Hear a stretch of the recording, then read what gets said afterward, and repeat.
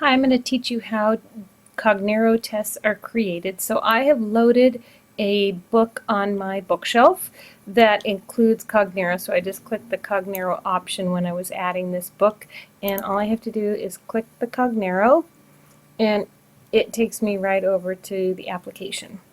So from here, you can either create a new test or create a new question set. I always create a new test. As you can see on the left-hand side are all of the books that I have loaded that include Cognero.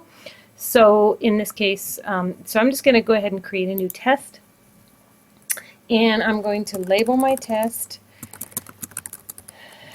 This is going to come from my econ book. Now, the options are that you can build a test with randomly selected question types from the existing questions. I don't know of an instructor that would want to randomly have Cognero select all the questions for them, but you might, and so that's the option that they would pick.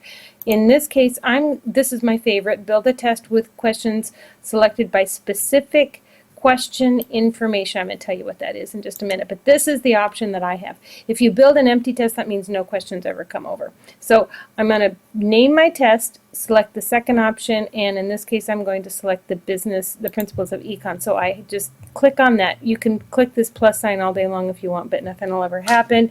So you just make sure that this is highlighted, that's done, and then you click next. So under these I have all question tests sets, but excuse me, and then here's my principles of economics, so I'm going to increase that one. Now, since I'm going to do chapter 4, then I can increase that at this point, and you can see that I have all these different options. So this is selected out by topic in this particular chapter. So I can just select the top button and it will include all of these things in there. So if I click next, then at this point I can select the type of question. So it could either be an accrediting standard, corporate standard, all these different kind of things. You will find sometimes that the question hasn't been tagged by that particular thing, so you'll just want to be careful.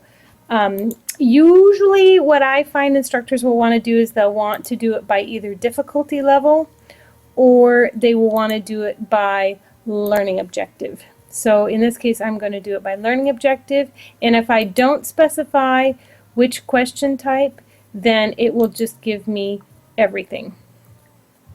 Okay, in this case I'm going to do the multiple choice. Now another thing you can do, which I'll go back here, if you decided you didn't want true false, you could simply deselect that particular button. Or if you didn't want problems, or let's say you didn't want to talk about supply and demand together, then you could just deselect that. So that's another way that you can already be pre-selecting which questions. Okay, so let's just take out the true false because I don't believe in true false anyway.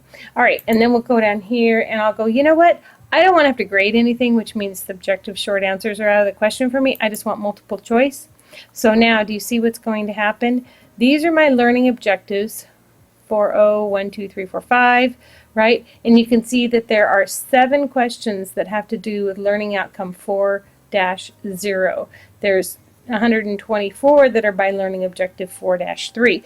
So what I have to do is I have to go in here, and I can't really see these questions until I select how many of these that I want to see. So some instructors will want to see them all. They'll go, well, 173 questions. Well, I don't know. The thing that I want you to know is a limitation in Cognero is that you cannot do it by more than one learning. You can't do it by more than one thing. So I can't choose by learning objective and by level of difficulty and by, something else. So you'll just need to know that.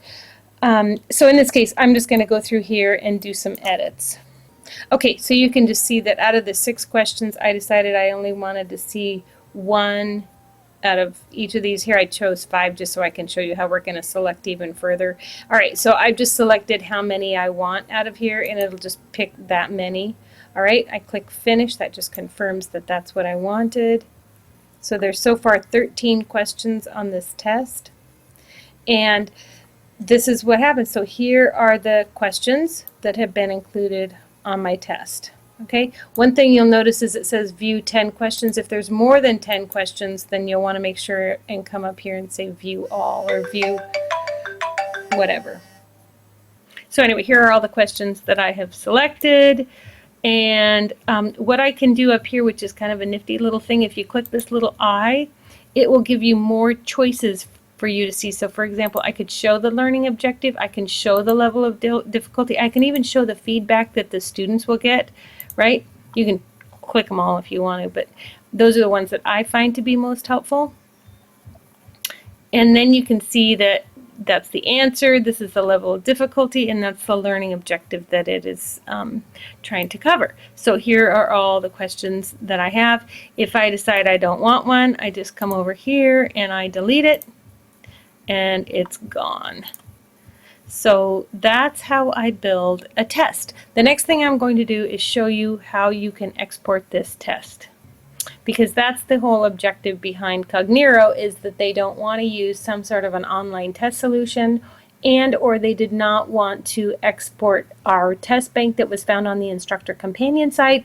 They just want to be able to print it. So that's why Cognero is all handy. So we're going to go to File, Export, and you could take it to Blackboard. You could also just print it to PDF. And when you do this print to PDF thing, you can do a single version or you can do multiple versions. For this particular one, I'm going to do a single version, and then I'm going to go back and I'm going to show you what a multiple version would look like. But for now, we're just going to do a single version.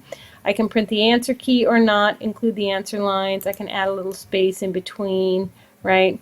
La-di-da. And the next thing you know is it's going to come down and give me a PDF. Okay, so once that is complete, then all you do is click here to download your PDF. I'll go ahead and open that.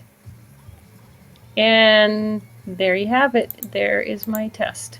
And you can see they've already had a header in here, and they have a place for you to put the name.